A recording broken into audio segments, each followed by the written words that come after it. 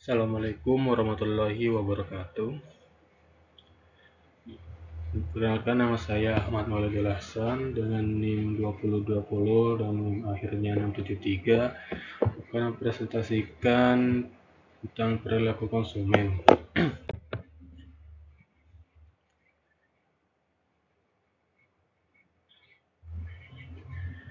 Pertama itu sifat-sifat dasar perilaku konsumen. Perilaku konsumen mempelajari cara individu maupun kelompok mengambil keputusan dalam membeli, menggunakan, dan membuang produk atau jasa. Ini mencangkup interaksi antara perasaan, yaitu afeksi, pikiran atau kognisi, tindakan nyata seperti pembelian, dan lingkungan seperti iklan, budaya, dan pengaruh sosial. Keputusan konsumen dipengaruhi oleh banyak faktor yang saling terkait, bukan sekedar proses rasional. Pemahaman ini penting bagi pemasar untuk menyusun strategi yang efektif dan responsif terhadap pengalaman serta persepsi konsumen.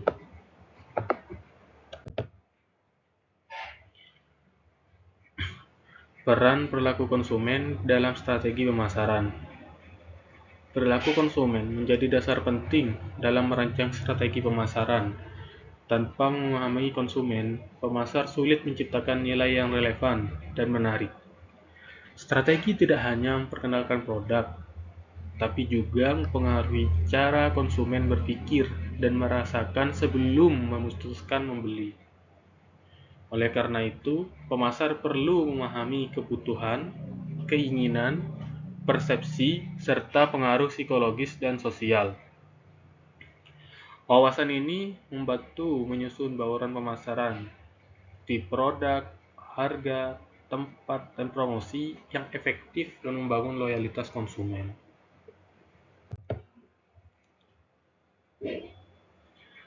Selanjutnya, peran perilaku konsumen dalam strategi pemasaran. Pemahaman terhadap perilaku konsumen merupakan kunci dalam menyusun strategi pemasaran yang tepat. Tanpa wawasan ini, sulit bagi pemasar menciptakan penawaran yang bernilai dan diminati. Strategi pemasaran bertujuan membentuk cara pandang dan emosi konsumen terhadap produk, sehingga mendorong mereka untuk membeli.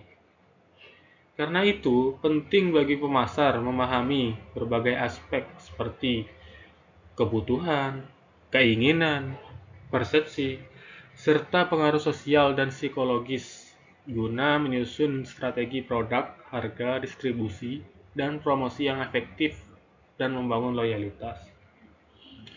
Contohnya, produk Indomie yaitu PT Indofood memahami bahwa konsumen Indonesia suka variasi rasa. Karena itu, mereka rutin meluncurkan varian baru seperti Indomie goreng rasa sambal matah atau rendang. Strategi ini berangkat dari pemahaman preferensi lokal konsumen. Selanjutnya, kerangka strategis pemasaran. Kerangka strategis pemasaran dalam buku ini mencakup 3 tahap utama, yaitu analisis pasar, segmentasi, dan targeting, serta penyusunan bauran pemasaran. Pertama, perusahaan menganalisis pasar untuk mengenali tren, pesaing, peluang, dan kebutuhan konsumen. Kedua, pasar dibagi menjadi beberapa segmen berdasarkan demografi, psikografi, atau perilaku, lalu ditentukan segmen mana yang menjadi target utama. Ketiga, pemasaran menyusun bauran pemasaran produk, juga distribusi dan promosi yang disesuaikan dengan preferensi konsumen agar strategi lebih tepat sasaran. Contohnya, yaitu perusahaan Gojek yang melakukan segmentasi pasar dengan menyasar kaum urban yang membutuhkan layanan cepat. Targeting difokuskan pada pekerja muda dan mahasiswa.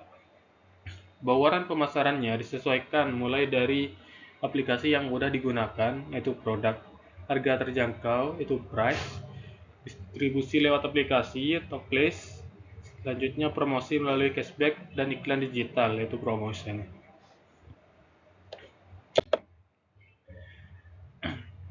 Hakikat strategi pemasaran. Strategi pemasaran bukan sekedar rencana jangka pendek, melainkan arah jangka panjang yang membimbing seluruh aktivitas bisnis. Strategi ini menunjukkan posisi perusahaan di mata konsumen dan bagaimana nilai unik ditawarkan dibanding pesaing. Tujuannya tidak hanya mengejar penjualan cepat, tetapi membangun hubungan jangka panjang, memperkuat brand, menciptakan pengalaman konsumen yang positif, dan menyesuaikan pemasaran sesuai perubahan pasar. Dengan kata lain, strategi pemasaran berfungsi sebagai panduan utama dalam pengambilan keputusan bisnis. Contohnya, Tokopedia tidak hanya mengejar penjualan, tetapi membangun hubungan jangka panjang melalui program loyalitas, layanan bebas ongkir, edukasi seller, sehingga memperkuat posisi brand sebagai marketplace utama. Selanjutnya, perilaku konsumen dalam pengembangan strategi pemasaran. Pemahaman terhadap perilaku konsumen sangat penting dalam merancang dan mengevaluasi strategi pemasaran. Strategi akan efektif jika didasarkan pada siapa konsumen itu, apa kebutuhannya, dan cara mengambil keputusan dan bagaimana mereka berinteraksi dengan merek. Tanpa ini, strategi bisa meleset. Sebaliknya, strategi yang berbasis pada wawasan konsumen cenderung lebih relevan, bernilai, dan kompetitif. Perusahaan yang sukses adalah yang menempatkan konsumen sebagai pusat strategi dan terus menyesuaikan diri dengan perubahan perilaku serta tren pasar. Selanjutnya, model perilaku konsumen. Model ini menjelaskan bagaimana tiga komponen utama saling mempengaruhi dalam proses pengambilan keputusan.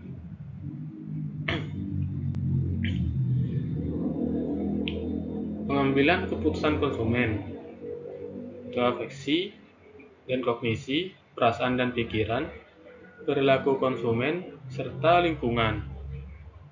Ketiganya berinteraksi dalam sistem terbuka yang dinamis, saling mempengaruhi satu sama lain. Model ini mencangkup tidak hanya pembelian, tapi juga pencarian informasi, evaluasi, alternatif, hingga reaksi setelah pembelian.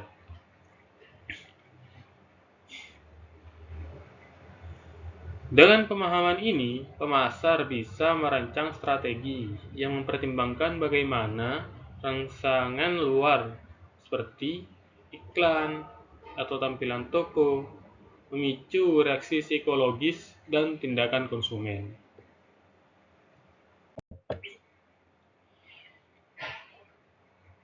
Afeksi dan kognisi konsumen. Afeksi dan kognisi adalah dua proses mental utama dalam pengambilan keputusan konsumen. Afeksi berkaitan dengan respon emosional spontan, seperti rasa suka terhadap warna atau bentuk produk. Kognisi melibatkan proses berpikir, bagaimana konsumen memahami, menilai, dan menyimpan informasi. Keduanya saling mempengaruhi dan tidak bekerja terpisah. Bagi pemasar, memahami interaksi ini penting untuk menciptakan pesan yang mampu menyentuh emosi sekaligus meyakinkan secara rasional. Contohnya, kopi kenangan menggunakan kemasan cup dengan kata-kata unik seperti kenangan manis yang memicu afeksi atau perasaan tersentuh atau lucu. Sementara kognisinya terbentuk ketika konsumen menilai kualitas rasa kopi dibanding harga.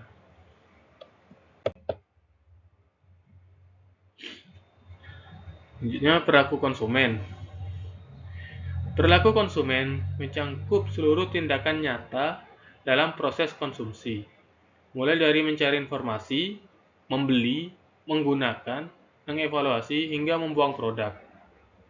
Tindakan ini bisa diamati langsung dan menjadi tolak ukur efektivitas strategi pemasaran. Perilaku tidak hanya hasil akhir, tapi juga bagian dari proses pengambilan keputusan, seperti membandingkan harga sebelum membeli. Dengan memahami tiap tahap perilaku ini, pemasar dapat menyusun strategi tepat sepanjang perjalanan konsumen dari sebelum membeli hingga penggunaan. Contohnya, Shopee memanfaatkan fitur perilaku konsumen yang sering membandingkan harga, dan mereka menghadirkan fitur cek harga termurah, kemudian fitur gratis ongkir, dan flash sale untuk menarik perhatian dalam tahap evaluasi sebelum membeli. Selanjutnya, lingkungan konsumen. Lingkungan konsumen mencangkup semua faktor luar yang mempengaruhi pikiran, perasaan, dan perilaku konsumen.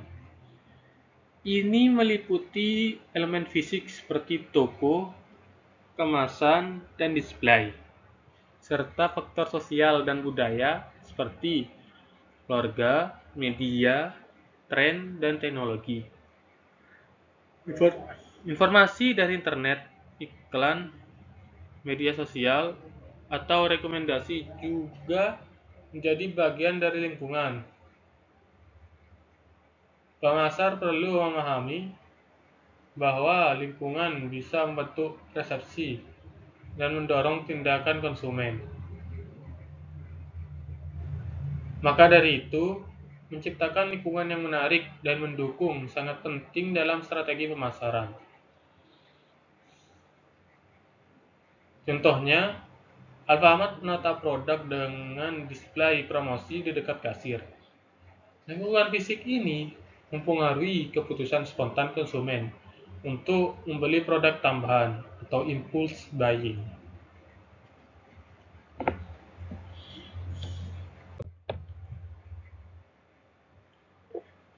Hubungan antara afeksi, kognisi, perilaku, dan lingkungan. Afeksi, kognisi, perilaku, dan lingkungan saling berinteraksi dalam proses perilaku konsumen. Hubungan ini bersifat timbal balik. Perubahan di satu elemen bisa mempengaruhi yang lainnya. Contohnya, iklan menarik, yaitu lingkungan, bisa memicu emosi positif atau afeksi, memperkuat pemahaman produksi, yaitu kognisi, dan mendorong pembelian, yaitu perilaku. Sebaliknya, pengalaman membeli yang memuaskan dapat memicu afeksi positif untuk pembelian selanjutnya.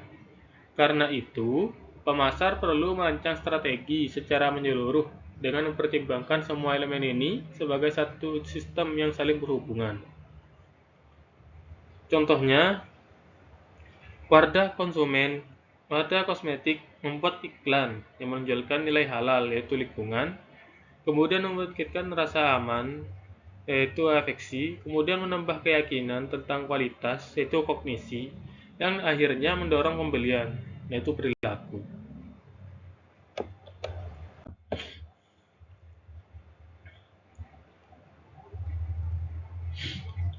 Selanjutnya yaitu pentingnya afeksi dan kognisi. Afeksi dan kognisi adalah dua proses mental utama yang mempengaruhi perilaku konsumen. Afeksi berkaitan dengan respons emosional seperti suka, senang, atau marah. Sementara kognisi mencangkup pemikiran, penilaian, ingatan, dan keputusan. Keduanya memainkan peran besar, baik secara sadar maupun tidak, dalam proses pembelian. Pemasar tidak cukup hanya mengandalkan logika. Mereka juga perlu membangun koneksi emosional. Dengan memahami afeksi dan kognisi, perusahaan bisa menyusun strategi yang menjangkau aspek emosional sekaligus rasional konsumen. Selanjutnya itu afeksi konsumen. Afeksi adalah respon emosional konsumen terhadap produk, merek, atau elemen pemasaran lainnya. Pemasaran ini muncul secara spontan tanpa analisis logis dengan intensitas mulai dari nyaman hingga sangat emosional, seperti kagum atau benci. Afeksi berpengaruh besar dalam membentuk sikap dan keputusan jangka panjang. Banyak pembelian dipicu oleh kesan emosional sesaat, bukan pertimbangan rasional.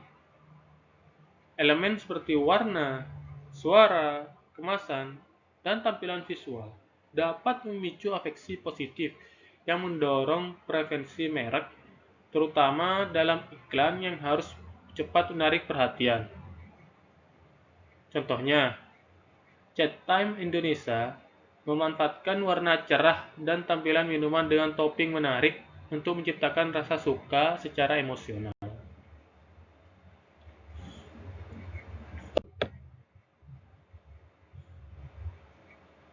Selanjutnya, jenis respon afeksi konsumen. Yang pertama itu emosi. Reaksi kuat terhadap peristiwa spesifik seperti senang saat mendapatkan diskon. Yang kedua, perasaan spesifik seperti respon emosional ringan, seperti rasa senang, bosan, kesal dalam situasi tertentu. Yang ketiga, mood atau suasana hati. Perasaan umum yang bertahan lebih lama, misalkan bahagia seharian karena pelayanan baik.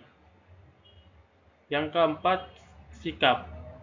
Evaluasi menyeluruh terhadap objek, seperti menyukai atau tidak menyukai suatu merek. Contohnya, saat ada promo buy one get one dari J&Co Donut. Konsumen merasa senang, itu emosi, puas dengan harga hemat, perasaan spesifik, terbawa mood positif seharian, yaitu mood, dan akhirnya suka dengan brand, yaitu sikapnya.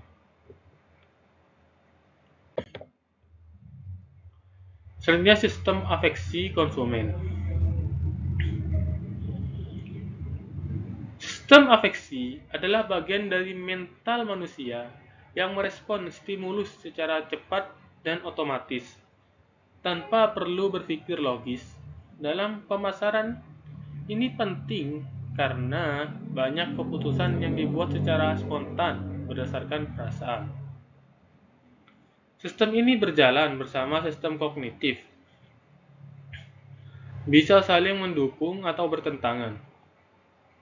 Pemasar dapat mengaktifkan sistem afeksi lewat elemen visual dan sensorik seperti warna cerah dan musik yang menyenangkan, atau ekspresi wajah dalam iklan. Respon afeksi ini bisa membentuk preferensi dan loyalitas terhadap merek dalam jangka panjang. Contohnya, Es Teh Indonesia memakai musik trendy di TikTok sebagai promosi. Musik ini langsung memicu respon emosional tanpa berpikir panjang, mendorong konsumen mencoba produk tersebut.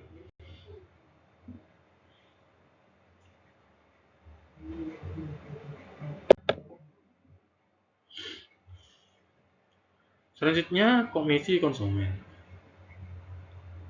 Kognisi adalah proses berpikir yang dilakukan konsumen untuk memahami, mengevaluasi, dan menyimpan informasi tentang produk atau merek. Proses ini bisa terjadi secara sadar atau tidak sadar, membentuk pengetahuan, keyakinan, dan keputusan. Konsumen menerima stimulus seperti iklan, memprosesnya, menyimpannya dalam memori, lalu menggunakannya saat membuat keputusan. Kognisi dapat melibatkan analisis manfaat, risiko, dan perbandingan alternatif. Karena itu, pemasar perlu menyampaikan informasi secara jelas dan logis agar sesuatu dengan cara berpikir konsumen. Contohnya,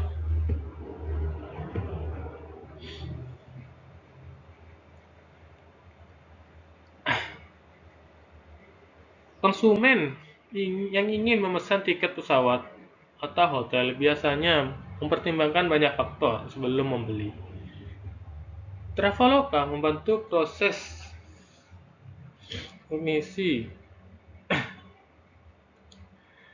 kognitif konsumen dengan menyediakan informasi lengkap seperti harga, ulasan, pengusahaan pengguna, fasilitas hotel, hingga perbandingan opsi perjalanan. Informasi ini diproses konsumen secara rasional, disimpan dalam memori, lalu dipakai mengambil keputusan pembelian.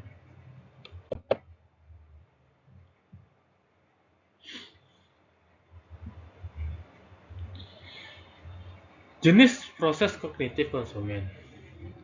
Yang pertama itu interpretasi.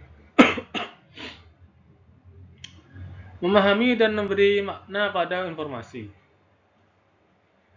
Integrasi itu menggabungkan informasi untuk membentuk penilaian atau keputusan.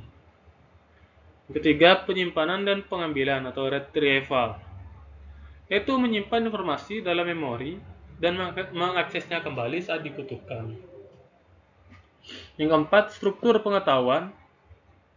Cara informasi tersusun di pikiran termasuk fakta, konsep, dan hubungan. Contohnya, saat membeli smartphone di era phone, konsumen melakukan interpretasi atau memahami spesifikasi, kemudian integrasi, membandingkan merek, lalu menyimpan info dalam memori sebelum mengambil keputusan. Selanjutnya, pembelajaran kognitif dan memori. Pembelajaran kognitif terjadi saat konsumen memperoleh pengetahuan atau keterampilan dari pengalaman atau informasi, lalu menyimpannya dalam memori. Proses ini meliputi persepsi atau pemahaman, penyimpanan, dan penggunaan kembali informasi saat dibutuhkan. Dua jenis utama memori adalah memori jangka pendek atau STM, menyimpan memori informasi untuk sementara waktu, beberapa detik hingga menit, seperti mengingat harga produk saat melihatnya di RAM. Yang kedua, memori jangka panjang atau LTM, menyimpan informasi secara permanen seperti pengalaman positif terhadap merek yang terus diingat dan mempengaruhi keputusan pembelian di masa depan. Pemasar dapat memperkuat ingatan melalui pengulangan, asosiasi visual atau emosional, dan slogan yang mudah diingat. Pengalaman positif akan membantu membangun loyalitas dan mendorong pembelian ulang. Contohnya, teh botol sosro menggunakan slogan, apapun makanannya, minumnya, teh botol sosro. Slogan ini mudah diingat konsumen dan tersimpan dalam memori jangka panjang, sehingga mempengaruhi pembelian berulang. Kesimpulan, perilaku konsumen adalah inti dari strategi pemasaran yang efektif. Keputusan konsumen dipengaruhi oleh kombinasi antara emosi, afeksi, pikiran, itu kognisi, tindakan nyata, dan lingkungan sosial. Konsumen tidak bertindak secara acak, melainkan melalui proses yang kompleks dan saling terkait. Pemasar yang memahami proses ini dapat menciptakan strategi yang menyentuh sisi emosional dan rasional konsumen sekaligus. Hal ini penting untuk membangun hubungan jangka panjang antara konsumen dan merek. Di tengah persaingan yang semakin cepat, menempatkan konsumen sebagai pusat strategi adalah kunci keberhasilan bisnis yang berkelanjutan. Sekian presentasi dari saya. Apabila ada pertanyaan, silakan tulis di kolom komentar. Apabila ada kekurangan, mohon maaf. Wassalamualaikum warahmatullahi wabarakatuh.